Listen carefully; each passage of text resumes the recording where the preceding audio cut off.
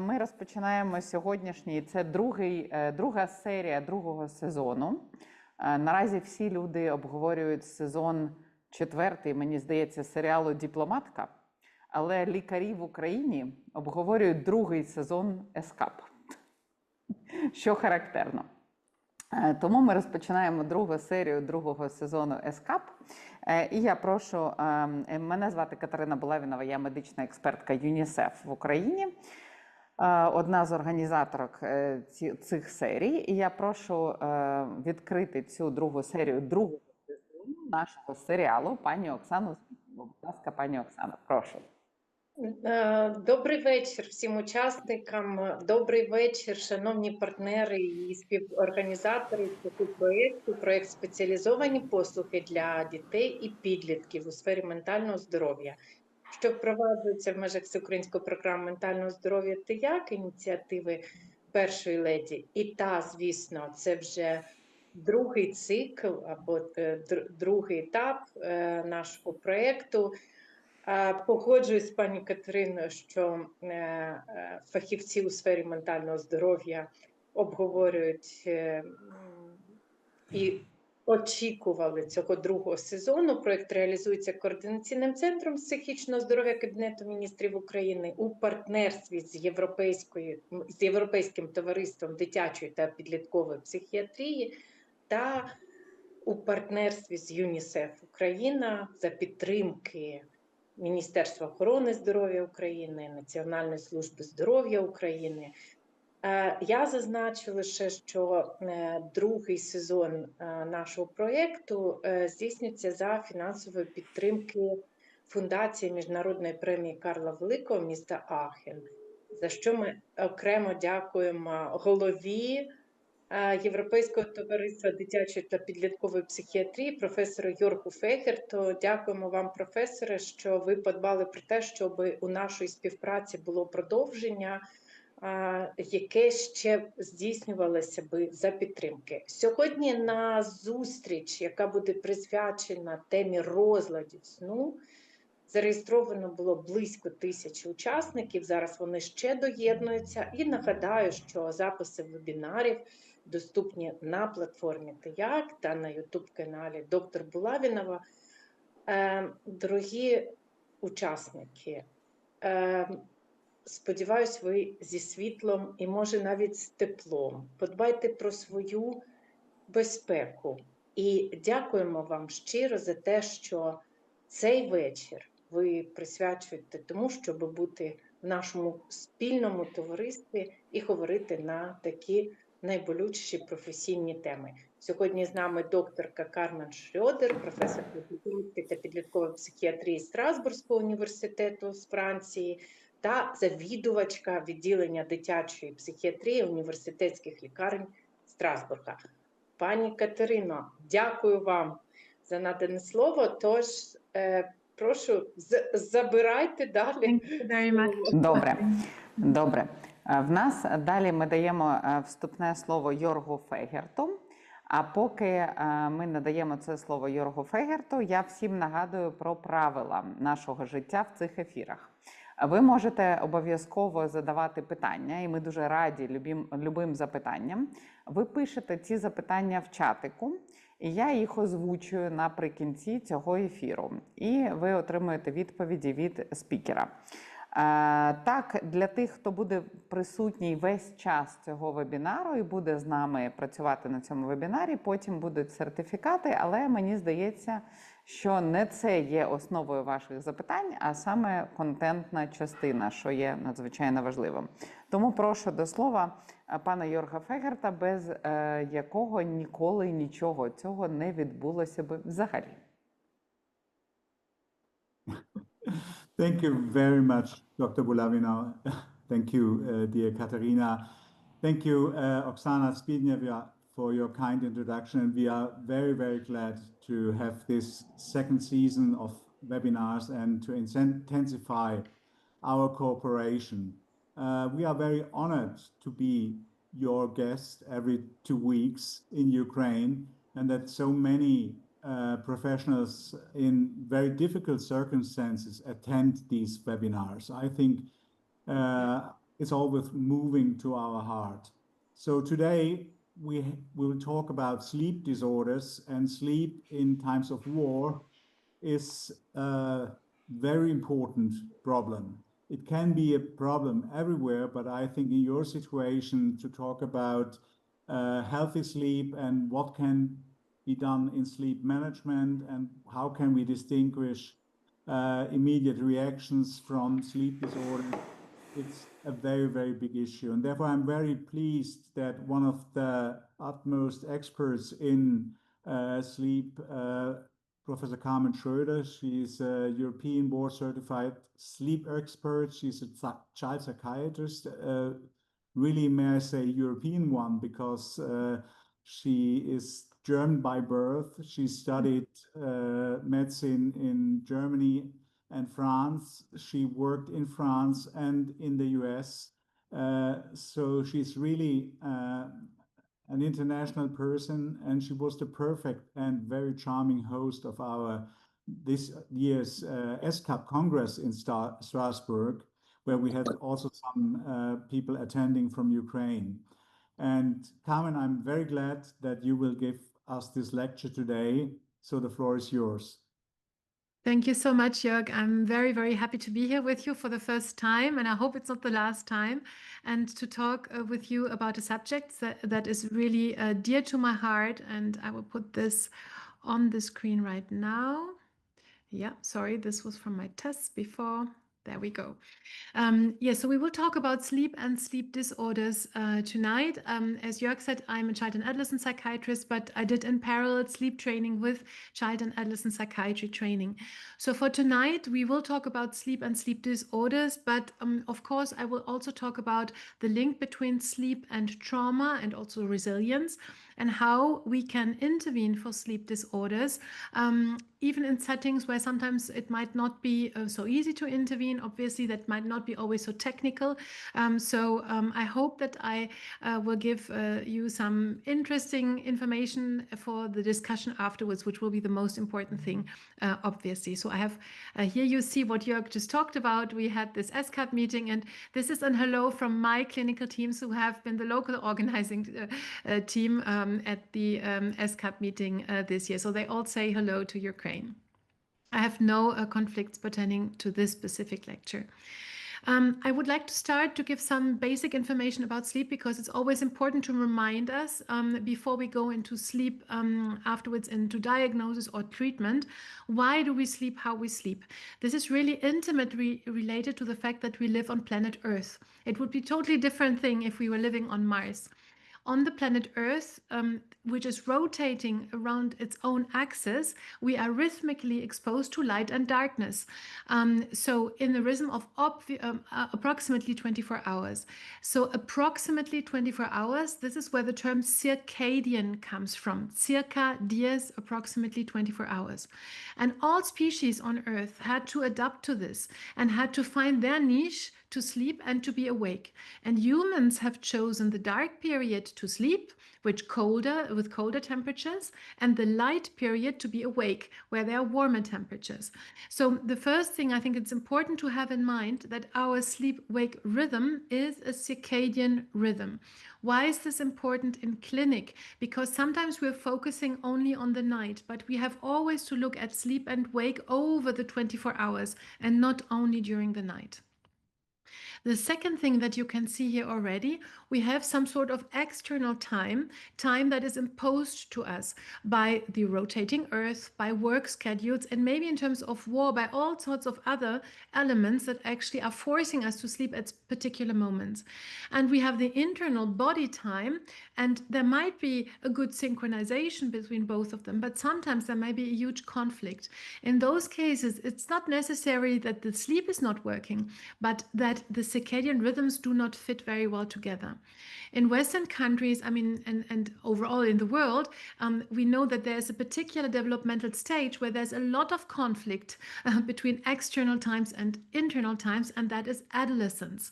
And I will show this to you a little bit later. And if there's conflict, we're talking about social jet lag. It's as if you have a jet lag, but it's not because you have traveled, but because your inner time doesn't fit the external time. The next information, I think it was really good to have this in mind, that we're taking a lot of time of our life sleeping. So it's approximately a third of our lives. That is huge. And usually it's an indication that the roles of sleep are important because nature doesn't waste things like that. So obviously sleep is about energy restoration. This is the most intuitive thing, but it goes way beyond that. We know that overnight, when we sleep, the brain is washed of neuronal detritus.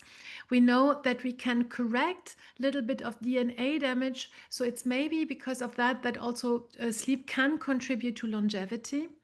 And in particular in children, there are three important aspects, very important. That is the role of sleep in brain maturation. So it's very important for development. In memory consolidation, which means that during the day we're learning things, we're encoding them, and overnight they're really consolidated. So in these terms, it's really important for brain plasticity. This is important for our whole lives, even us now, adults. We need sleep in order to consolidate memory, but it's even more important, obviously, in childhood. And then a big domain, all of us know about this, is that sleep is necessary for mood and emotion regulation. If we're not sleeping very well, after a while, we're getting really difficult in terms of our emotional regulation. There are also other roles I will not detail so much today, the role of sleep in immune balance and hormonal balance, etc.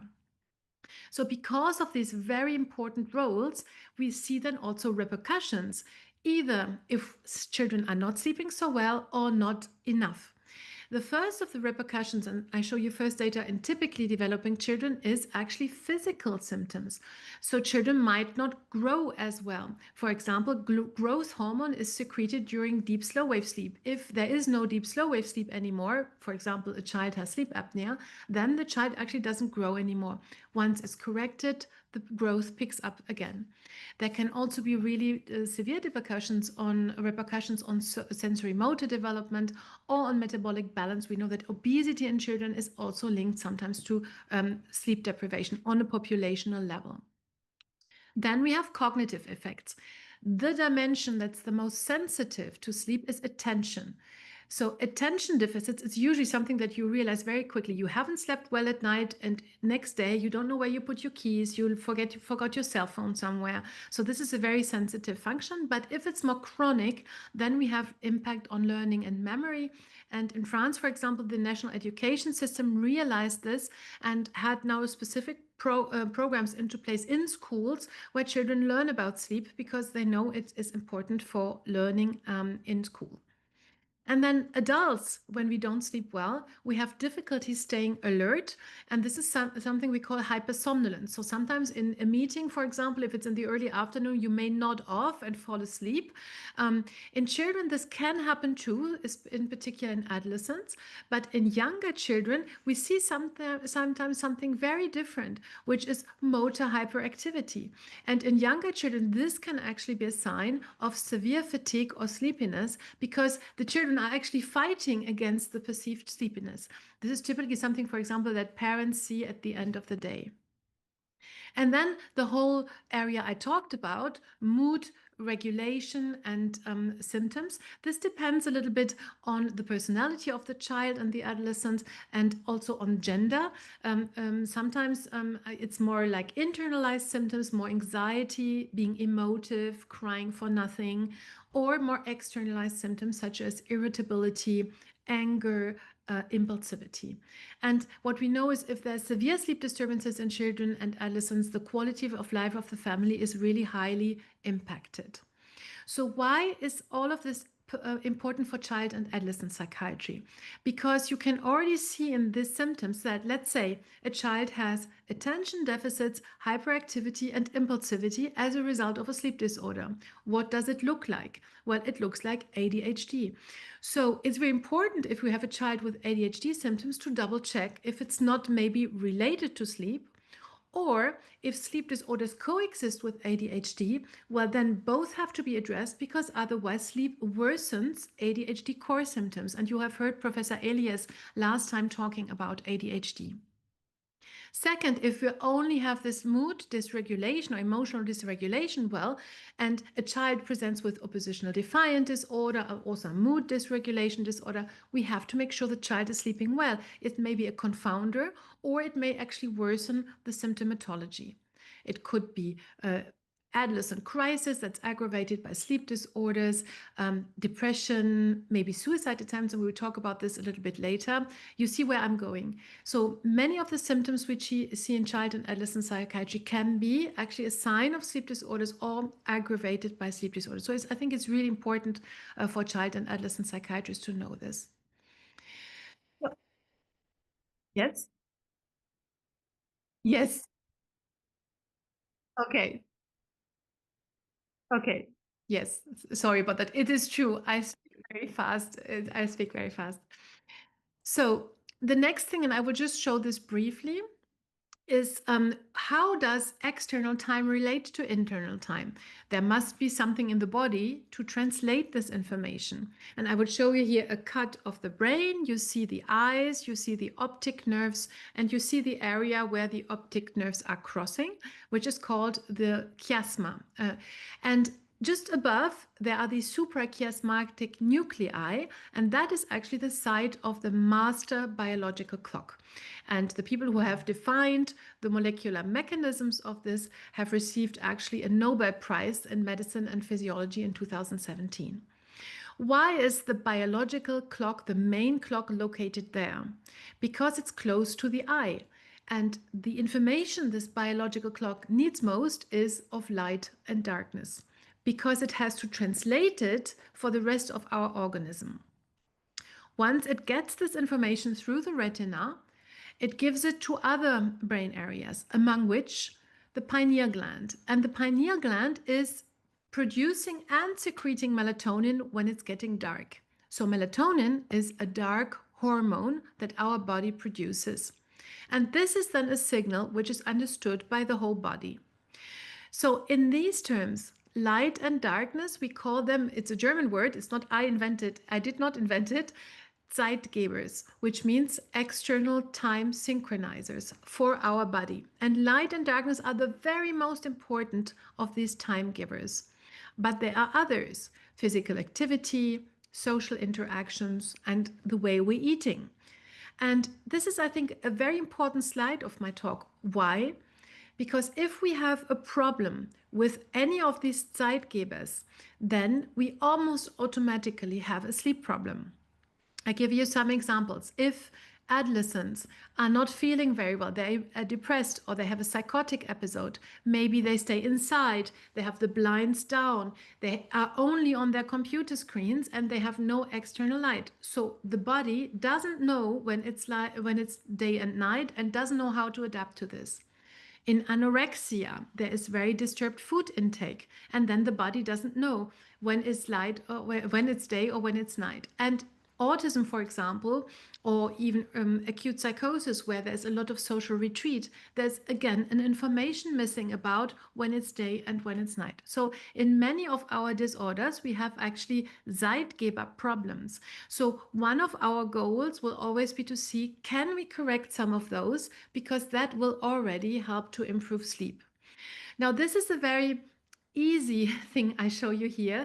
It's much more complicated in real life, because there's not one clock, there are many clocks.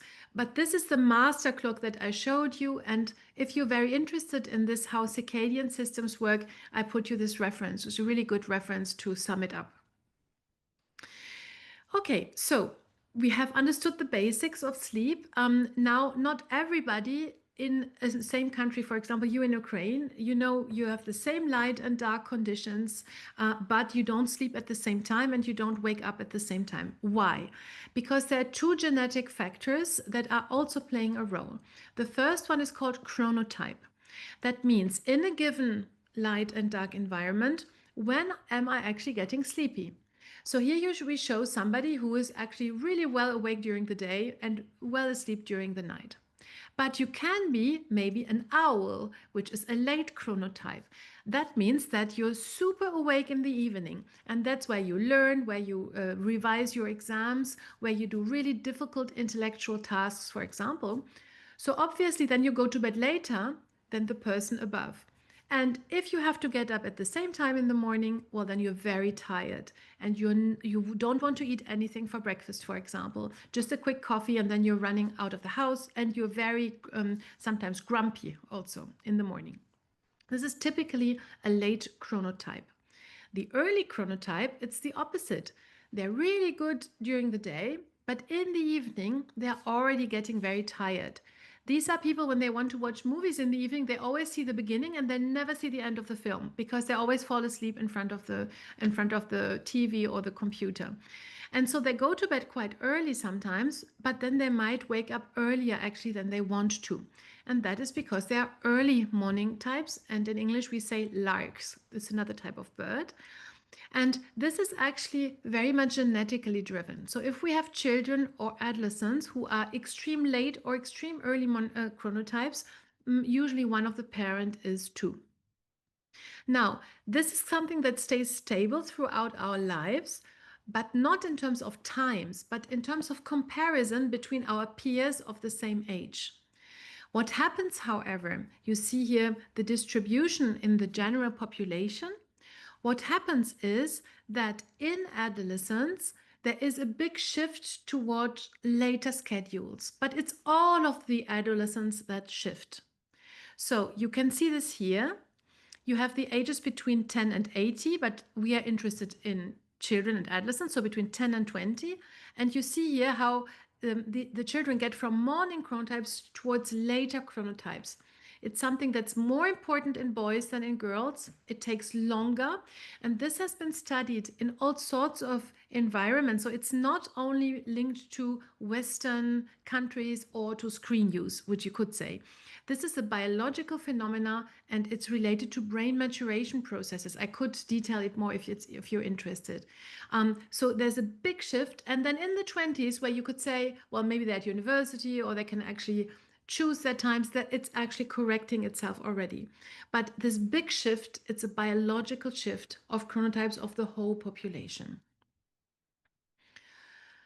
So first trait is chronotype. Second trait is our own sleep needs. So here you see, obviously, it's a developmental development. Babies sleep much more than children. They sleep more than adolescents. They sleep more than older adults. So I put you here the data of the National Sleep Foundation in the United States. These are their recommendations in dark blue for different age groups. So here you see, for example, in teenagers between 14 and 17, the average need of sleep is still between 8 and 10 hours. But today, we know it, our teenagers do often not get that at all.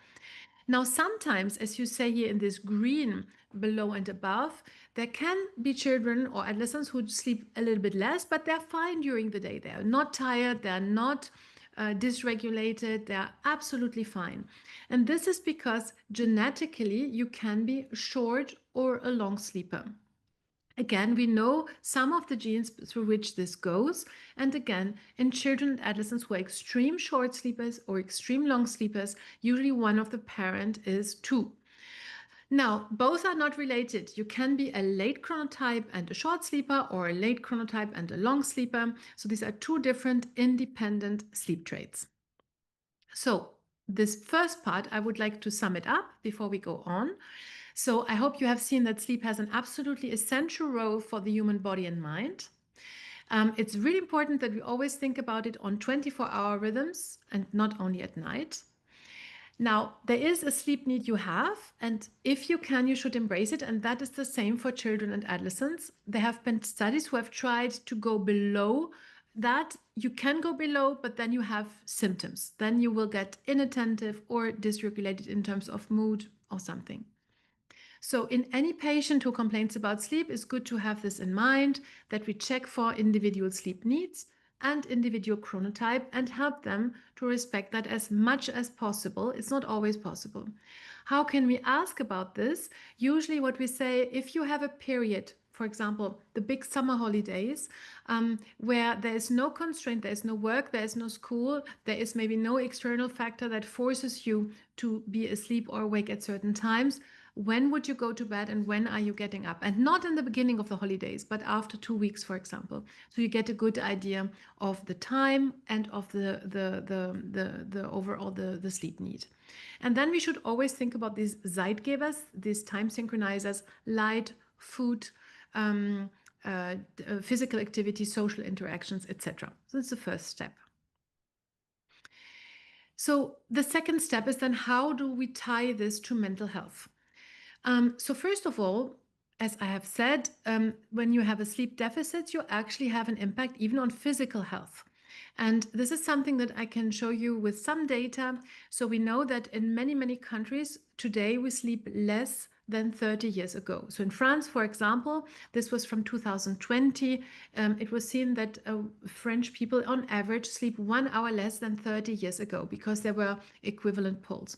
And they sleep now less than 7 hours during the week. Now, is it that bad? I just show you an example of data from the Center for Disease Control when we could still use those data. So here you see the map of the United States, and you see the areas in dark where people sleep less than 7 hours per night. And I show you here the same map for obesity and diabetes. Obviously, this is suggestive, but I assure you there's a huge literature out there that shows that actually not enough sleep exposes to metabolic risk, insulin resistance, and cardiovascular disease. So this is really now extremely solid data and in many, many different countries in the world. But what we are more interested in is mental health. And this is first, again, adult data by my colleague Pierre-Alexis Geoffroy, who is in Paris, but who worked on an American large representative cohort. And you can see here, for those who sleep less than 6 or even less than 5 hours per night, all 12-month prevalences of any psychiatric disorder goes up. And even for those specific things like suicide attempt. So sleeping less than 5 hours per night increases the risk for any psychiatric disorder. Because it was a longitudinal study, they could actually also look at causality. So, for example, at one of these waves of assessment, they checked for suicide attempts, and then they checked 3 years before what was happening. And what they saw, that 3 years before suicide attempts, in those who attempted suicide, 60% were actually complaining about sleep, and only 20% in the controls. And these were sleep onset difficulties, nocturnal awakenings. So there is something of a link here. Do we see the same things in children? We do not have many data in children, but we have data in adolescents. So here, for example, this is another cohort in the United States, and they asked adolescents, have you had any period last year where you had at least 2 weeks of insomnia? And if so, they put them in another group and they compared the two groups. And what you can see here, those who had about 30% insomnia the previous year had a much higher risk of having any kind of psychiatric disorder this year. And this was obviously particularly important for mood or anxiety disorders. But even the average was a 3 times higher risk of having any type of psychiatric disorder. And with my colleague Julie Rolling in Strasbourg, we have looked at this in a very clinical setting. We checked on adolescents that had committed suicide attempts in the hospital. We saw them in the emergency department, and we were checking on their sleep the month before. And we compared it to a control group. And indeed, in the month before committing a suicide attempt, adolescents slept less during school days and also had a much harder time falling asleep. And this is something that is also shown in other more larger cohorts, that sometimes even an hour of sleep difference in fragile adolescents gets you into more suicidal ideation and more suicide attempts. Why is this the case? We know some of the answers on this. We know that suicidal ideation is anyway very high in adolescents, but there is probably something about inhibiting, because the prefrontal cortex is weak at that age, and then that the children, if they are sleep deprived, it gets even weaker and they have a harder time inhibiting these ideations and then the suicide attempts. This is one aspect, but again, if you're interested, we can discuss about this further. And it's even, maybe I skip through this because it may lead us a bit further, but even in medical faculty, actually, this was shown in a very large study published in JAMA, so as you know, a very good journal, and they've only looked at medical faculty, and they have looked at factors of burnout and of resilience. And I will really quickly go through this. There was a lot of burnout, a lot of suicidal ideation also in medical faculty, but when they looked at increased resilience factors, the most important resilient factors, even for physicians, for doctors, was sleeping well. And actually, that was protective in terms of suicide. So, the relation between sleep and mental health, I showed you some examples. Always you can, what's the chicken of the egg? We have now really good data to see that there's a very strong bidirectional link between sleep and mental health. If we have sleep disorders or sleep disturbances, it puts us as a higher risk for our mental health. And what I didn't show you, because that's something you know a bit more about, is if you have a mental health problem, you have also lots of sleep disturbances. So it's really important to address this in our clinical practice. It's not a new thing. This has been described since ancient Greek, the relation between sleep and mental health.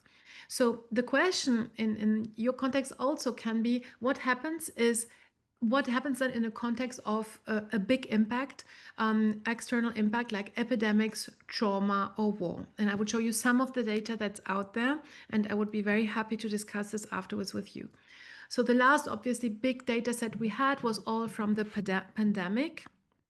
And the pandemic showed us that this is on the French population, that 2/3 of the French population, which you see here in blue, had very disturbed sleep.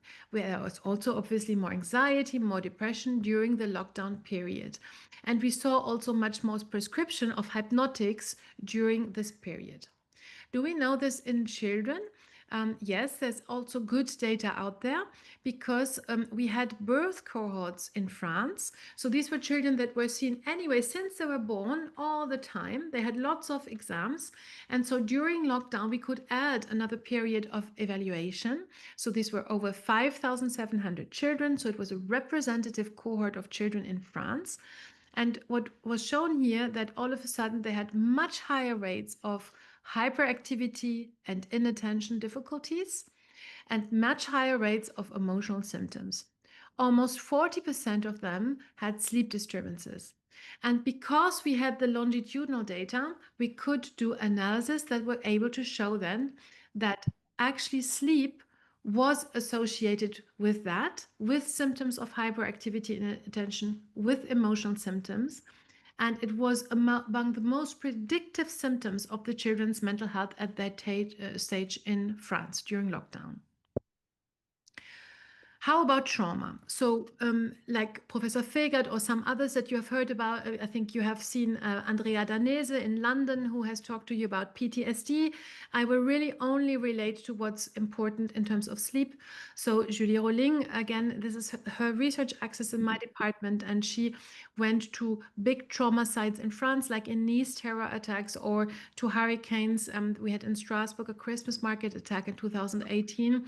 And she has lots of clinical experiences, but we have also run quite a few studies on these relationships.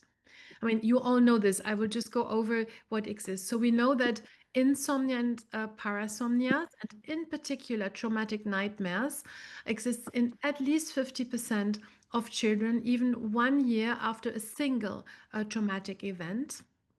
That these have then significant repercussions on mental health outcomes.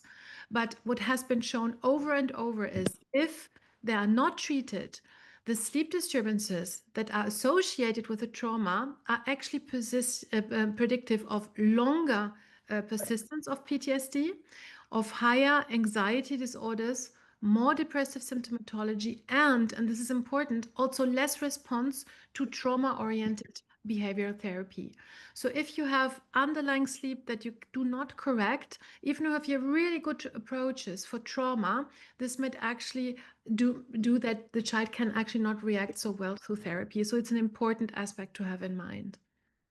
I will go a bit more in detail about what is happening, and in particular on nightmares, because this is such a prevalent symptom. And I'm sure you see this every time and every day in your own families and also in the children that you see in the clinical practice. So yes, there's an increased sleep latency, very much related to trauma and to the fear that children have of having nightmares at night that will actually repeat itself. The children will have a harder time falling asleep, will then sleep less during the night, much more fragmented sleep, and an overall decreased sleep quality. For now, many of these data were only subjective, and what we did in our study, we did objective recordings, and I show this. But what is a nightmare actually? What is it? How do we define it? So the word nightmare comes from phantom or spectre, and you see here a very famous image of Johann Heinrich Füssli that was painted in the 1800s with the spectre sitting on the chest of a person because it's like an oppression. And the nightmare is a dream activity with very intense dysphoric and negative emotions that awakens the sleeping person. So we distinguish between bad dreams. So in the morning you say, oh, I think I dreamt really something very bad this night, so but we don't remember. But a nightmare is one where you wake up and you in the moment where you wake up, you know what you dreamt about, and you are very afraid of falling back asleep again. So obviously this exists in all children. It's very common. So over 75% of children have this occasionally. 10 to 50%, however, of the younger children have it with repercussion on family functioning. 2.2% have really a nightmare disorder. That means it comes back a lot. But this is much more important in trauma.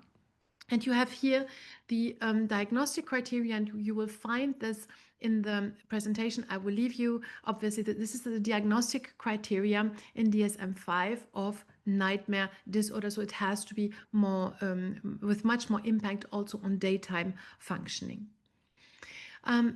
How does it work? Why do children have nightmares, and what does it have to do with emotion regulation? It's a bit complicated. I will walk you through it very easily.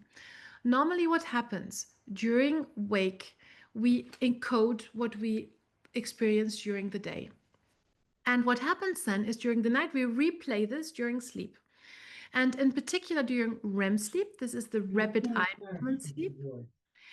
What happens is in those moments during REM sleep, the parasympathetic input is much higher than the sympathetic input. So it's in a relaxed state, we have no adrenergic input, and in a way our cortex gets control over the situation.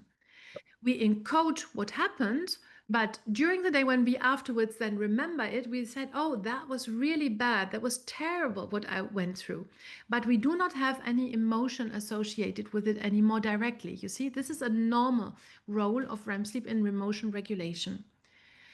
On a clinical level, what do you see? And this is Perrine Ruby, who has shown this and in many interesting studies that I put you here. She said this in black, you see you see here that is something that is neutral event, a negative memory or a positive memory. And what happens if you dream about it, actually the negative event gets a little bit less negative.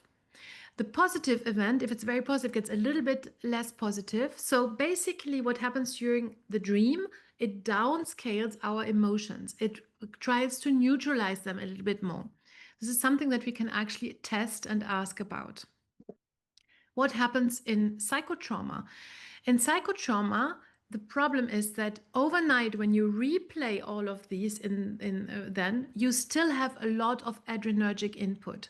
So the sympathetic nervous system is not calmed down at all, which then links the memory to the emotion. And in that case, if during the day or afterwards you have a recall or you have something that comes back to you, immediately you have the same emotion again because it's tied to it. There's no cortical control over it. It immediately gets into this recall of very, very strong emotions. And that's why post-traumatic nightmares are among the diagnostic criteria for children with post-traumatic stress disorder. So recurrent nightmares, sorry, I see this is in French, I apologize. They are part of the diagnostic criteria. Now, we have obviously different types of traumas, and this has been studied. As you know, trauma type 1 is normal development, nothing happened previously to the child, and there's one big traumatic event. Trauma type 2 is if there's repetition of childhood abuse, as shown on the right, a drawing from a child that lived in an incest in her family. What happens overall, what you see in the clinic is a vicious circle where you have traumatic nightmares. These will actually aggravate sleep disturbances because they wake you up and then you have fragmented sleep. But also the children are hypervigilant then during the day and avoid sleeping because then they might have nightmares again. And because of this hypervigilance, the sleep gets even more fragmented and they have sleep debt. And when they have not enough sleep, then they get actually emotional dysregulation and a focus only and a focus of attention towards the danger. And that reinforces post-traumatic symptoms, that reinforces the nightmares, etc., etc. And this can be a very automation of the system in children, and that's why it's such a central PTSD symptom in children. So we, and this I will go through quickly, we also did this objectively in a sleep lab and at home recordings. And what was quite interesting, actually, and I mean, it might relate to you, is that we showed that these children who had really severe trauma in their lives, what we were very astonished about, that in the lab, they actually slept quite well. And much better if you compare here the total sleep time in the lab than at home, or the sleep efficiency than at home. Because in the sleep lab with all the nurses, and it was very well secured, they felt actually safe. So it was not something that we wanted to show, actually. It was a side result of our study, but this shows what sometimes happens in severe trauma, that if you're in a safe environment, actually, you sleep so much better than in natural environment where there is risk that is still present. And we were able to show that there was a more fragmented sleep in children in blue here with post-traumatic stress syndrome than in controls. And in particularly, sorry about that, less good REM sleep in the last bit of the night. So REM sleep cannot really regulate emotions very well.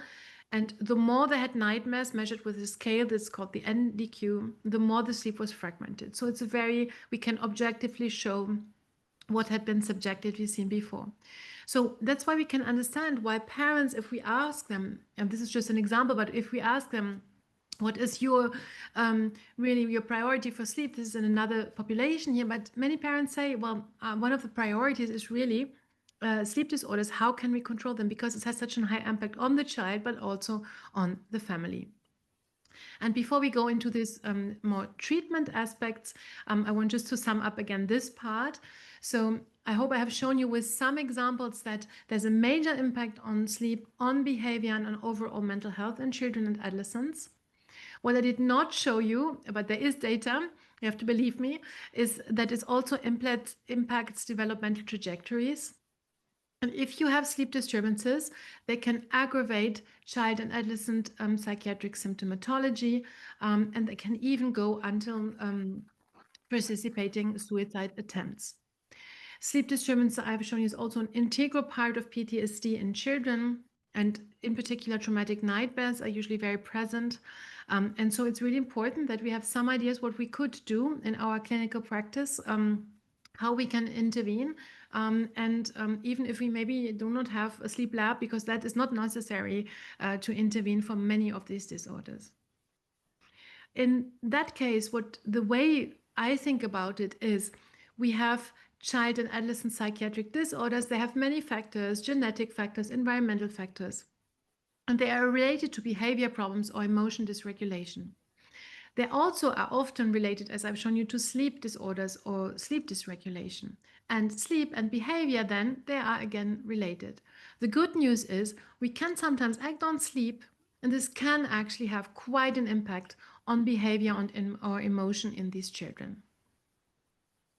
So how about this? Let me first say, because the topic was sleep disorders, I just want to have one slide where you see all the sleep disorders that are defined by the ICSD-3, which is the International Classification of Sleep Disorders. These are sleep-related breathing disorders, sleep-related movement disorders, circadian rhythm sleep-wake disorders, parasomnias, insomnia, and central disorders of hypersomnolence such as narcolepsy. Now, we will not talk about all of these, but please feel free to ask about any of those. But obviously the most important complaint will be insomnia by far. Now, sometimes the complaint is about insomnia, but if you check, it's actually not insomnia, but something else. But still, this is a bit, we will focus a bit more around this. So if a child comes to you or a family comes to you with a complaint of sleep disturbances, what can you do? The first thing is, sometimes it might be a good idea, and I know that you have lots of other things going on and there may be other emergencies, and it seems a little bit, it's only sleep, and obviously sleep is disturbed because the child is traumatized, so this is normal. Yes, but maybe you can do something about sleep that you cannot do about the rest of the situation, because you cannot get the father back, or you cannot stop the war immediately. But maybe you can do something about sleep, and that might actually be so much better for the quality of life of the child and of the family. So maybe take some time to discuss with sleep. About sleep, and you can use, if you have no further knowledge on sleep, screening questionnaires, for example. There's one that's freely available, and I'm very happy to send it afterwards, which is the Sleep Disturbance Scale for Children. Has one advantage, it's easy to score, and you have cutoffs for insomnia, for sleep apnea, for others. So it gives you a little bit an overall idea of what the sleep is about. And what I usually also recommend, if you have time for that, is using sleep logs, sleep diaries. Sleep diaries are actually really good to use for 1 or 2 weeks, where every night the parents and the child will write down with the arrow down, when does the child go to bed? And then afterwards, when does the child sleep? When does it wake up in the morning? You see? And then it will relate it maybe to daytime outcomes. Here's another example on the right-hand side. This was a younger child. So here you see the napping during the day and then the sleep at night. And in this particular child, for example, the blue is sleep in its own bed. And in red, we have put sleep in the parents' bed, which the parents did not like. And you see lots of R's, and these are nocturnal awakenings. So this child had a lot of nocturnal awakenings. So this might be a good basis to discuss with sleep screening questionnaire and sleep log. Usually after that, you see that you have some disturbances that may need further referral.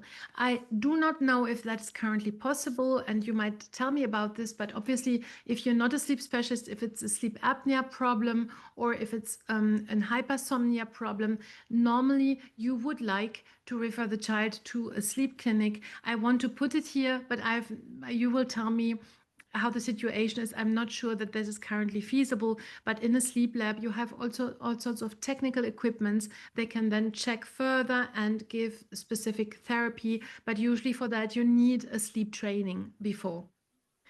But most of the time, we are not there. We are more in the realm of insomnia or of circadian rhythm sleep-wake disorders. And those can be perfectly started to be treated in primary care, in child and adolescent mental health settings with very easy means. And this is what we will go through now. So first, the therapeutic approach will be psychoeducation. So what does it mean, psychoeducation about sleep? It's actually something we already talked about before.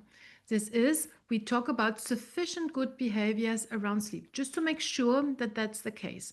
So it would be what I have said before: consider the sleep-wake rhythms over 24 hours, know the child's sleep traits, see if they can be respected as much as possible, evaluate the Zeitgebers. And among the Zeitgebers, obviously, you have light exposure. So you have screen use. And screen use is a huge thing, and I'm sure you have talked about this when you talked about trauma. But it's also really a biological signal for our organism. And sometimes this has to be discussed with parents to see how can we all actually have a period where nobody is on the screens, if that's possible. 1 hour in the evening, the whole family everybody who's there, no screen use, and we just think about what could we do else to get disconnected also from all the information maybe we're exposed to, but also to show that there's other things we can still do. We will also check on physical activity and so on, food, etc. And of course, in the younger children, it's really important that they are not exposed to screens. And the second aspect of psychoeducation is something very easy, and this has invaluable good that it does for a child, that is bedtime routines. Now, we think about it when we have younger children, most parents do it, but then when children get older, actually, we think it's not that important anymore. But it has been shown over and over that every evening, a predictable duration, it should not be long. I put 30, 40 minutes maximum. It can be 5 minutes, but every evening there is a small activity between the parents and the child. They can be shared, co-constructed, whatever they like. It can be a lullaby, it can be a bedtime story, it can just be sitting calm together, talking about something. And obviously the older child can be more autonomous, but it should still be something that's offered, because in a world that we cannot control, where there's so many things out of place, this is something very easy and very reliable the child can look forward to. And this is only dependent on interaction. We do not need anything fancy for that. And there is studies, the very interesting studies that have shown, and I give you just a reference, that it's very cultural dependent what countries or what people like to do on bedtime routines. For some, it's more massages, for example. They are important in New Zealand, as you can see here, and astonishingly in the UK, but not at all in Vietnam, for example. You see, so sometimes it's more singing, something else. So whatever it is, it's not important. It has to be a routine. It has to be every day, but it doesn't have to be long. Other things that we will discuss is what can actually be expected from a child. So for example, we shouldn't expect from a short sleeper to sleep necessarily 12 hours at night if the person is fine during the day. It has to be discussed. Screens I talked about already. So we really try to find out what could be done in the evening that reassures everyone. And usually what parents will see, that they do it for their children, but actually for them, it will become a very precious moment too, where we just try to disconnect, we abstract from everything that happens, and 5 to 10 minutes only with a child. And that's a really quality time spent together. Now, if you have a child with neurodevelopmental difficulties like autism, ADHD, that maybe even you can put visuals to show what are the sequences in the evening, you know, putting on pajamas, going to the toilet, washing the hands, etc. Everything that's visual is, again, reassuring.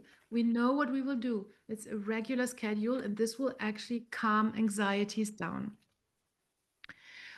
Time timers, these are tools that can be used, but it's not necessary. We can use sometimes relaxation methods, and I'm sure you use it also. It can be visualization, it can be mindfulness. If a child likes that, if parents like it too, this can be a good idea, but it's not for everyone.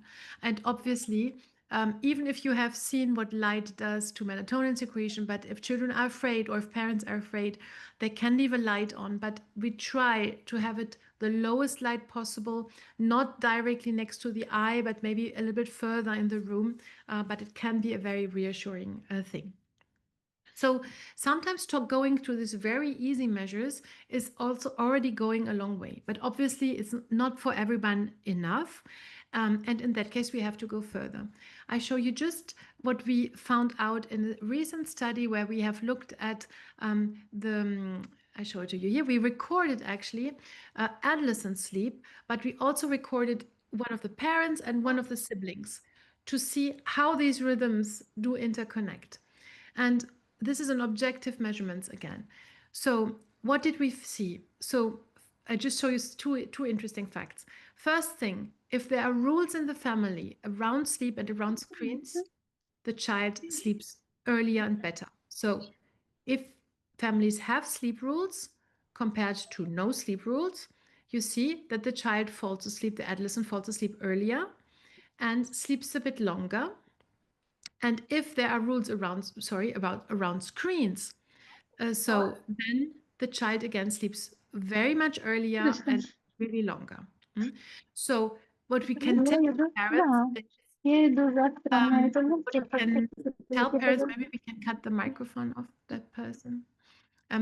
So what we can tell parents, it's good that you have rules in place. Maybe the child or the adolescent doesn't respect them. That is one thing, but it's good to have rules already. And the second, however, is if parents do not what they say the adolescent to do, it doesn't work. It's also obvious, but we showed this in sleep. So if, for example, a mother tells a child, well, go to bed early, don't use screens, but she herself is on the screens and doesn't go to bed ever and almost doesn't sleep, well, then that is very much correlated. So the adolescent sleep was very correlated to that of the mother and the siblings, a little bit less of the fathers, but also the fathers are in France too, a little bit less involved, usually in bedtime settings. And it's good to encourage parents to set up rules even if the adolescent doesn't respect them.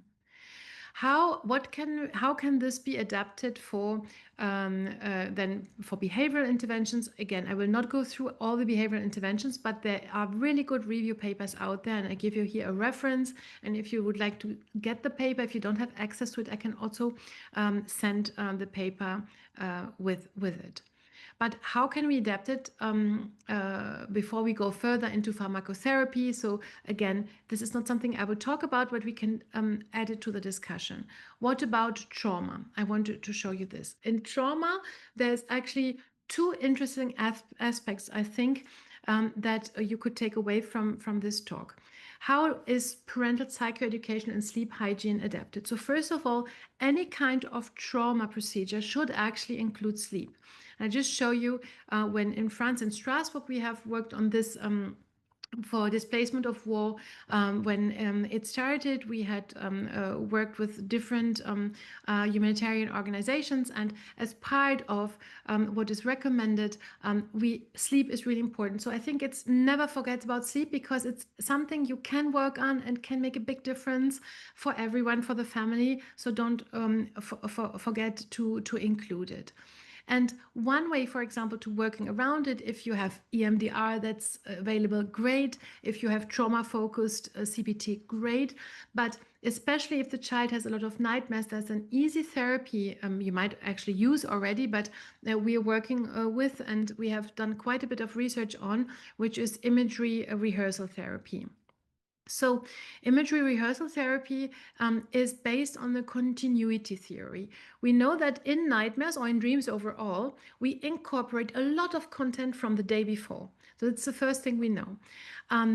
The objective in this therapy is that the child gets, again, control about the content of the dreams and of the nightmares. And once the child has the control, it is actually very empowering.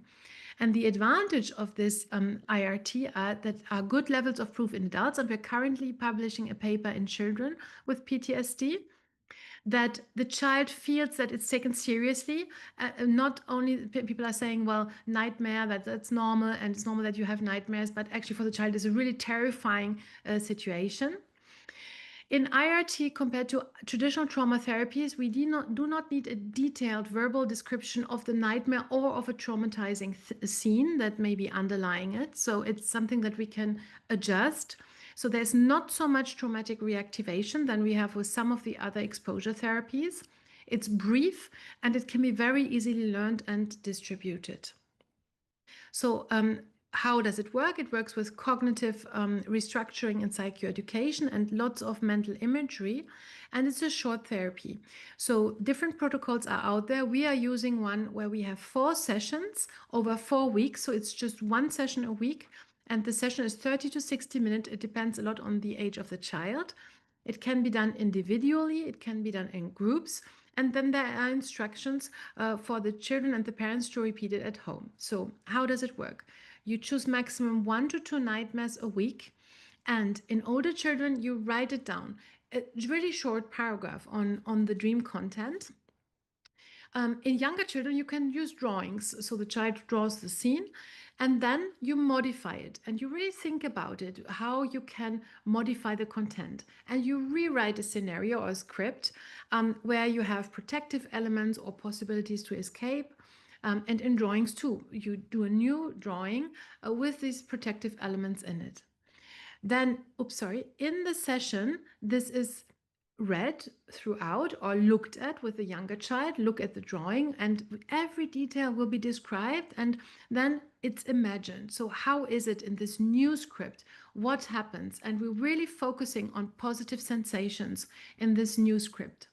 And the instructions are then that between sessions every day for at least 10 to 20 minutes per day, so over this week, this is repeated before going to bed. And the results are really astonishing. I mean, you wouldn't think it because it's quite an easy therapy, but nightmares are going very quickly away with this therapy. I just show you some with younger children that we have done. This is a child from Angola, where the dad was killed in front of the family. And in the modified version of this drawing, there's a trap in the bottom. The child and the father can escape. There's sun outside, etc. It doesn't change the trauma, but it changed the nightmare. The nightmare disappeared, and for the first time, the child had the impression that it can actually have control over something. And this can be really a starting point for other trauma-based therapies afterwards. Again, this is from Chechnya, a war situation, again, where there were tanks that were invading the city. And here in these IRT, the child said there might be a helicopter that could have come and actually have gotten us out of this. So just some examples for it. So it's a really a very easy working therapy, and the way it will be used, it's not magic, but then to use the control the child gets about it, to use it also for other trauma contents. This is always, so we're currently publishing a bigger data set than this one here. We can use pharmacological treatments also for PTSD, as you know, and I think you have probably seen this with prazosin, for example, so an alpha-1 antagonist. How does it work in terms of what I showed you before? This is what I showed you before, is that when you give prazosin, it will again get to a level where during REM, so you reactivate the memory, and in the following night during REM, you cut off the sympathetic input. It will then get to a more normal state where there's a parasympathetic balance, and then again, more control afterwards when we recall the dreams. So this is in children very questionable still, but it has been used, and sometimes we use it in France. And we're currently studying prolonged release melatonin also in an ongoing multi-center study for psychotrauma in children. So I will conclude my talk. I hope I haven't been too long. No, I think it's fine. What can we take back from this last part is I hope that you have seen that sleep and circadian rhythm disturbances are very common in our children with child and adolescent psychiatric disorders, but also in children overall. They shouldn't be banalized because they have a lot of impact on daytime symptoms and also of functioning of the family. When you have sleep disorders, they worsen all symptoms and risks, and also family interactions, because families get upset because the child can't fall asleep and everybody's so tired. So it is really not very good for the family either. And I showed you here only the low-key early interventions that we can really do in CAMS setting without being an expert, without needing fancy techniques. Of course, there's also a role for pharmacotherapy. So if you want to talk about this with pleasure, and just have in mind the 4 pearls, 24 hours, know the sleep traits, check on Zeitgeber, see what you can do about it. And rhythms and routines are very reassuring. This is really the basis. And I hope we can now talk about all sorts of maybe clinical situations you might have. And please feel free also to go, if you want to, into the other sleep disorders. We can talk about sleep apnea or narcolepsy, or if you like, or about medication, of course. I want always to thank my clinical teams. This is part of my clinical department in Strasbourg in child and adolescent psychiatry. This is my sleep research groups. We're also doing a lot of research on melatonin in autism and ADHD, but I did not talk about this today because I know that Stefan last time has already given a talk on pharmacotherapy, so I didn't want to go into that, but we can talk about it. And thank you all for your attention, and I'm open for all questions you might have and for the discussions now.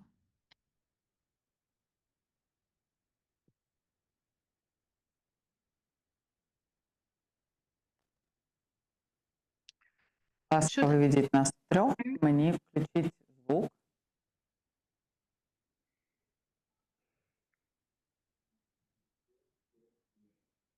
Ні, ага, є. Так, дякую, Кармен, дуже за вашу презентацію.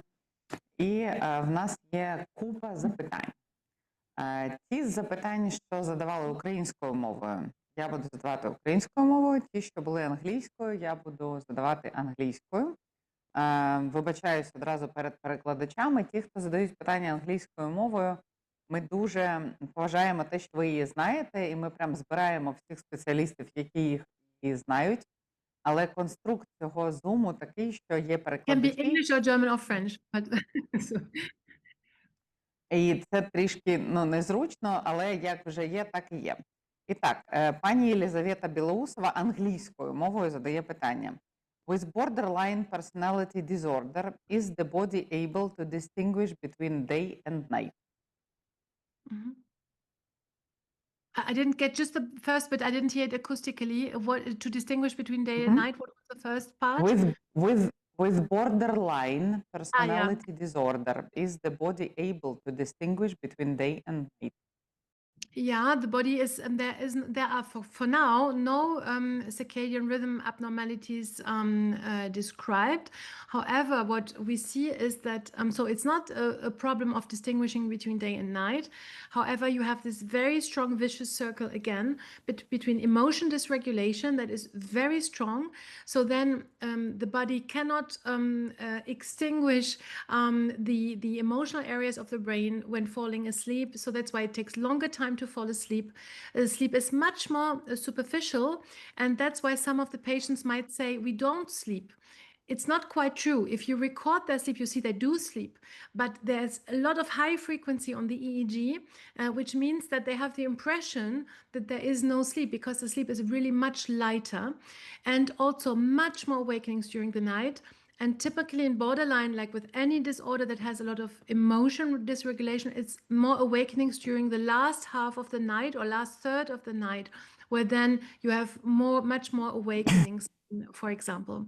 So, but it's not a problem of not realizing day and night. Thank you so much for your feedback. Пані Оксана Старостіна питає, чи впливає час сну від часу народження дитини? В мене є жайворонок і сова. Одна дитина народилась зранку, а друга вночі.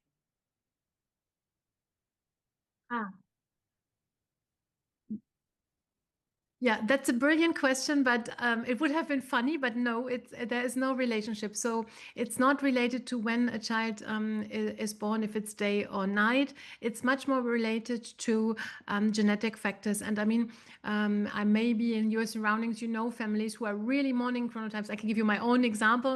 I'm from a family of farmers in Germany, and everybody could be chatting at 4 o'clock in the morning in the kitchen. And then in France, when I moved to France, nobody was awake at 4 o'clock in the morning. So it is in some countries or in some family run really early or late genes. And sometimes it's the opposite for other families who can talk until 3 or 4 in the morning, heated discussions.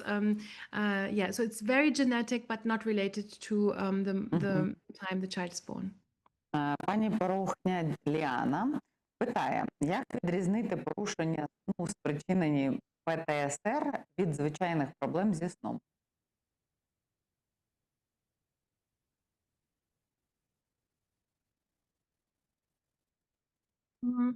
Yes, this is mostly through a really good clinical interview where you see that it has been really different before or after a traumatic event. This is more easy to do with trauma type 1, where you have a period actually where nothing had happened before and then it really changes. So sleep disturbances are among really the symptoms that when I have a child coming and was always a very good sleeper and all of a sudden it starts bedwetting and not sleeping very well, then we have to be really very careful about it and look for something like trauma. It's more complicated in type 2 trauma, as you know, because it has been early in the development and it's so much inscribed in the neurodevelopment of the child that there is no period before actually really. In that case, it's difficult. But what I would say is, nevertheless, treating a sleep disorder has no negative effect. So it can only do good to the child to address the sleep in itself. And either it has done a really positive effect, or maybe not that much, but it would still be a relief for the child and the family. So even in type 2 trauma, where you're not quite sure if it's something else, then it's still good to address it. If the question was in terms of other sleep disorders like sleep apnea, etc., I would say for non-specialists, a good screening questionnaire is already quite good. We have some symptoms that we are attentive to. Obviously, for sleep apnea, it's snoring, for example, and have a lot of daytime symptoms at the same time. Then we have to be attentive about that. Restless leg syndrome is a child that in the evening doesn't find his position and fidgets around, doesn't want to have the pajama pants on or the bed cover. So there are some things that ring a bell, but most of the time I would just go and address the treatment. There's no negative effect of treating a sleep disorder in a child or sleep disturbance in a child. Нісаревська питає англійською мовою. Увага, перекладачі, вам буде зараз незручно трішки. Thank you for the very important and useful information. I also have a question. How does sleep deprivation during night shifts affect doctors? Is there research in this especially? Yes, so it cut off a little bit, but what I heard is work. Is that correct? I will just repeat once again. Thank you for the very important and useful information. I also have a question. How does sleep deprivation during night shifts affect doctors? Is there research in this specialty? Yes, there hadn't been for a long time, and then there was a lot of research done, especially in the United States at one point, that actually when we are sleep deprived, we make many more errors. It's specifically true, the errors go in a circadian rhythm. The worst is the early morning hours. Afterwards, it's better. Before, it's better, but for most people, it's around 4 o'clock or 5 o'clock during a night shift. That's where you are most prone to errors. Not only doctors, but Chernobyl accident, Challenger accident, Exxon Valdez accident, many big accidents in world history have been done at this time of the 24-hour cycle, where people are extremely sleepy and do much more errors. So more errors in physicians. Second, is that we are less empathetic. So this is an important point for psychiatrists, actually. When you're sleep deprived, you cannot so well actually distinguish the emotions in another person. There's been really good study data out there. And the same person, if you're sleep deprived or not sleep deprived, you are not as empathetic. You don't get it really. You make mistakes in the judgment of emotions. You're not so adjusted. So this is something for psychiatrists, I think, interesting. But what we also know is obviously for our own mental health, and nobody talks about that, but that there's a big risk also for that too. And because we're doing shift works and we're rotating, we are a population at risk for mental health disorders too. And that just, like always, put first the oxygen mask on yourself before you help others. And that's what they say in the plane. I think sometimes it's for us also important to say, I just need sleep because otherwise I can't take care of others anymore. So I hope this answered the question, but it's a very important point. Пані Людмила Мельник питає, виникненню яких розладів у підлітковому віці сприяють проблеми зі сном?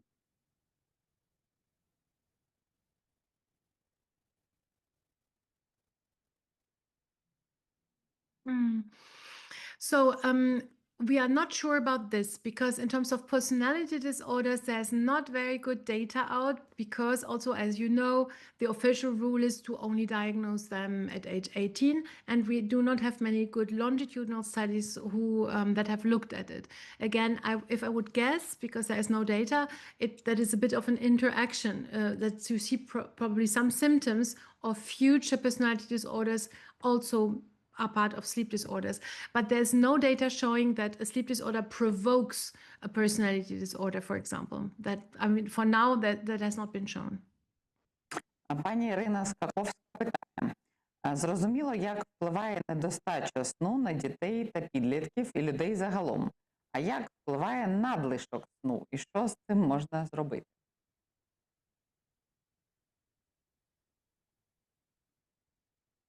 Yes, so I would say in particular in children and adolescents that excessive sleeping is a sign of something. So first, it can be if it's only a long sleeper. In that case, the whole family sleeps a lot. And in this case, it's maybe not pathological. But if otherwise a child sleeps excessively, I look for a reason for that. The most typical reasons in a child is sleep apnea syndrome. So to think about this. So this is why the child is maybe extra sleepy. Other medications, obviously, or substance use in adolescence, I have to check on. And it can also be a sign of narcolepsy. Now, narcolepsy is a rare disorder, but but it exists. And if a child all of a sudden falls asleep during the day, or even in school several times a day, and cannot get himself it cannot do anything about it, we really have to think about narcolepsy. We then look for other signs. Other signs typically is cataplexy behavior. This would mean if the child is emotive.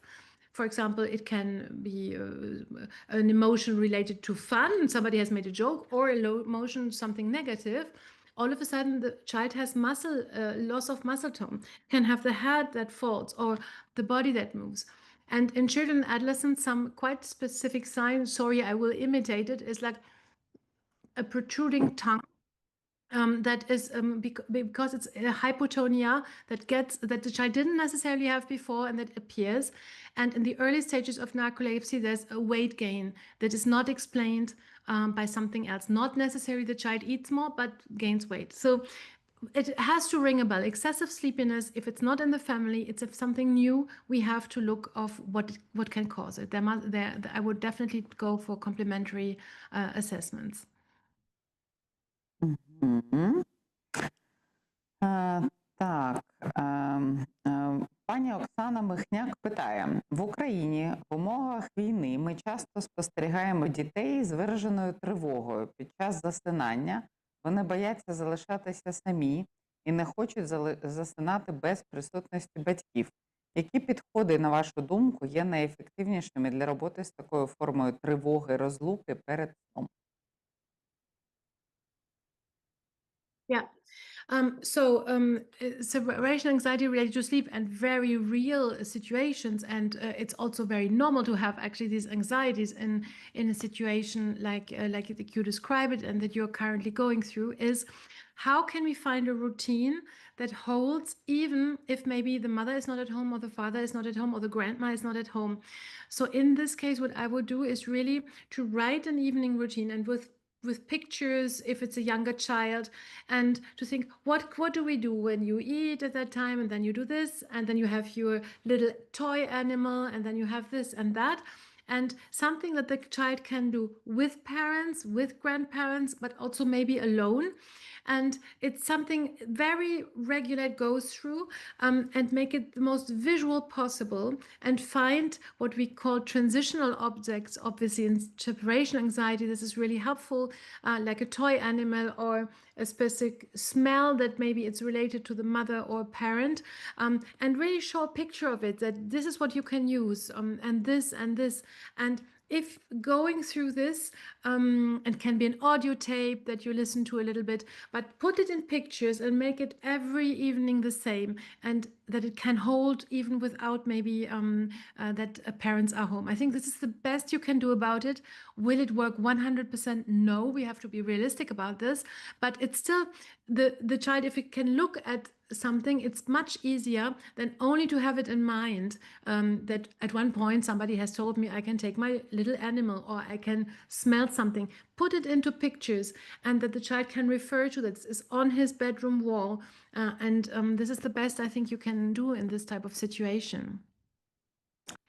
Пані Юлія Лущикова питає, чи є розладом відсутність снів як у дітей, так і у дорослих?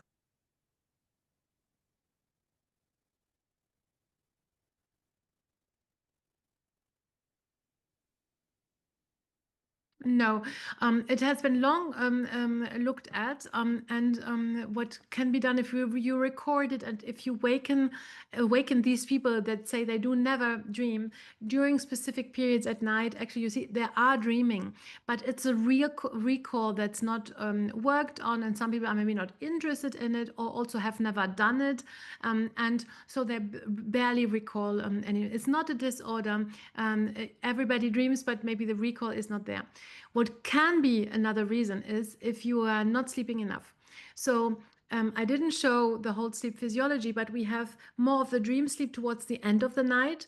So if you always cut your sleep short and you do not sleep the last 3 hours you should have gotten, then you do have much less dream sleep and maybe also much less recall in that case. And this would not be good for you and for your emotion regulation. This could be another aspect. But if otherwise you sleep well and you just never recall dreams, it's not a bad sign at all. No.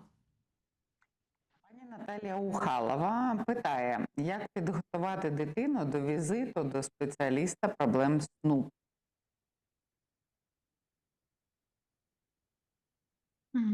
I mean, I would hope that the sleep disorder specialist is a good sleep disorder specialist and the child doesn't have to prepare and is adapting to the child, obviously, to his age and to that. But what could be done otherwise is at home is to tell the child, is there anything that you don't like about your sleep? And sometimes children, they don't know, and I say, I give you a magic wand, you know, like a sorcerer, or and I give you a magic wand, and let me know what if you had this magic wand and you could change something about your sleep. What would you like to change? And then usually they can say, oh, I want my mom to be with me in bed every night, for example, separation anxiety, or I would like to be able to fall asleep on my own, or I would like not to have nightmares.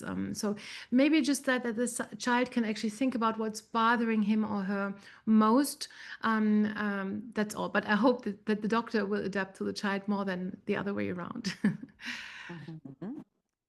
Пані Катерина Євстафієва питає, якщо це чоловік 36 років, він постійно бачить два сна: пустий гараж і мертвий родич. Що з цим робити? So if it's a recurring dream, honestly, the IRT that I showed you, that would work really well. It's typically, you shouldn't work on both at the same time. You choose one first. You write it down. So this is something he writes it down. I mean, really, it's like 5 to 10 lines, very easy. And then we think about, if I remember well, empty garage or something, then it would be an alternative scenario. For example, I enter an empty garage. I mean, you don't tell him what to say, but he should come up with something, but you help, obviously. So the door is open, then my mother comes in, my friends come in, and actually we're preparing a party in the garage, and everybody brings food. I mean, you have to be a bit creative, but and help the person. It sounds ridiculous, I know, but then you write that down, and then every evening you read it. I assure you it will work. The same for the others, which is more like a real nightmare.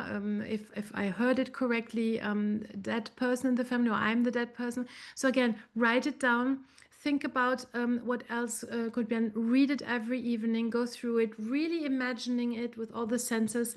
And if it's really, I would say only these things, IRT is a perfect indication for that. Дитина 12 років, дуже міцний сон, який ускладнений нічним енурезом. Куди спрямовувати на лікування?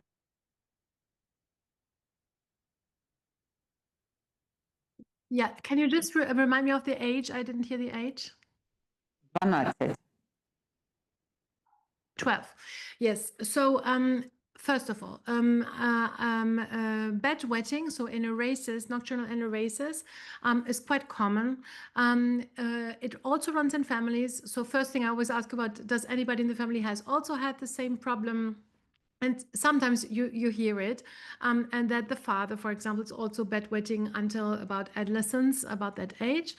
In that case, de-dramatizing to say that nobody stayed a bedwetter until adulthood. A bedwetting child is not a bedwetting adult. So at one point, this will go away anyways. And de-dramatize. But if it's a real problem for the family, it can also be costly because you have to wash the sheets every night, for example. Then you really do. I mean, it can be. You can do it in child and adolescent psychiatry, but it can be the basic treating doctor, you really give access to the child a lot of water during the day. Some children, they don't drink at all in school, for example. They do not have any water with them, so they don't drink during the day. And when they come home, they have all of their drinks between the moment they come home until they go to bed.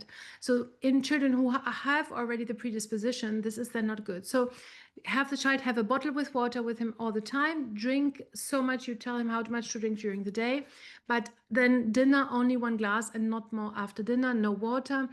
This is, for example, already on the restriction. Then to have a diary where the child checks nights that are wet and nights that are not wet. And you don't give negative points, you only give positive points for the nights that are not wet, so have positive reinforcement, but not negative, not punishment. So this is things you can do.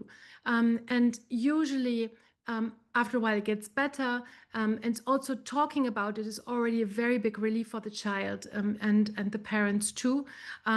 Then obviously if the pressure is on the child and the parents really want to stop it, you can go to a pediatrician. He can prescribe desmopressin, which is the most commonly used drug, which amitriptyline can be used, but it's less used now because it has much more side effects. This is usually the pediatrician who does it then.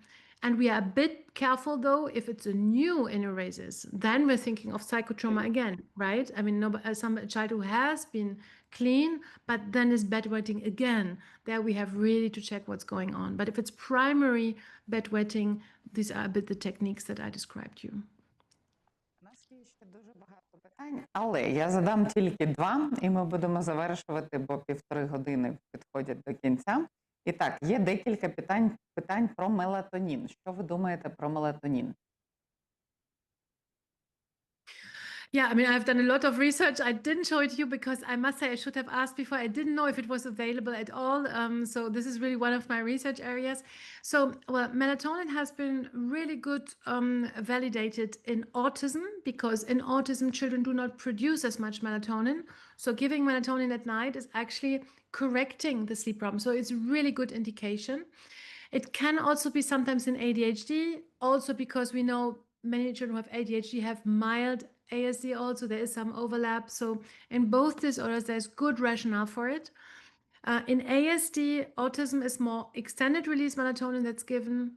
In ADHD, often we start on immediate release, and extended release is only the second bit. Now, if the question is, can I give it for any kind of sleep disturbances in children? The answer is it has not been validated. It has been validated for sleep phase delay. That is the third indication. So adolescents that are severely sleep phase delayed, like for pilots, it can actually advance the sleep vagism, then it's good. But in all others, it has not been validated. But if you have any ways you have to prescribe something because you have done everything else, it has not worked, and you have nothing else worked. Before you prescribe a neuroleptic, well, then melatonin has a better benefit-risk ratio. But then it's not a scientific approach, it's a very pragmatic approach, you see? So the good indications are neurodevelopmental disorders and sleep phase delay. Otherwise, it can have a good benefit-risk ratio, but please try first the non-pharmacological approaches. They are often enough. Yeah, very short. Питання на сьогоднішній вебінар. Ми живемо в світі, де діти все менше сплять і все більше перебувають онлайн. Як ви бачите баланс між технологічним прогресом і збереженням здорового сну дитячої популяції?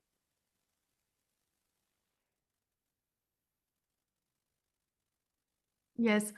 I mean, this is a question I can talk about for 5 hours straight. So I will try to give a 5-minute answer maximum. So first of all, I think when we're talking about screen use or technological things, it's really difficult. Why? Because we, all of us here, are a generation who have a childhood without these technological instruments. But today's children, they have access to it. So it's really something where one generation judges another generation and tells them not to use it, but they have lived in this world all the time. That's just a preamble. Second of all, however, I think we know now that we cannot give children uncontrolled access to screens and to media use. So we have to control it, especially in early developmental ages. So overall, below age of 3, many countries say no screen use at all.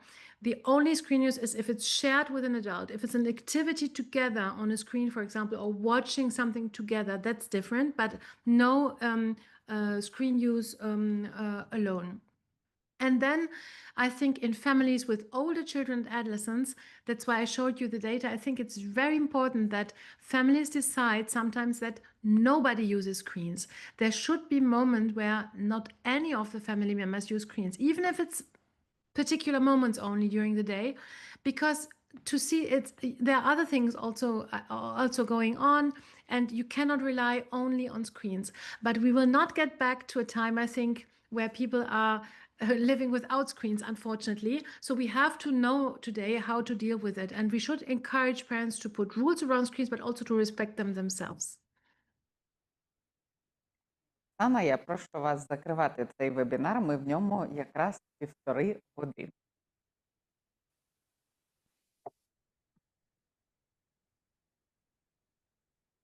Пані Оксана, ви мене Thank you so чуєте? much for all your questions and attention.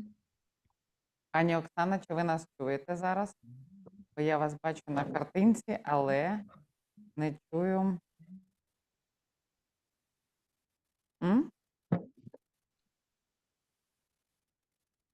Ага, пані Оксано, чомусь ми бачимо, але не чуємо, картинка не оживає. Перепрошую, пані Катерино, я за кермом, тому не можу. Ага, це зрозуміла.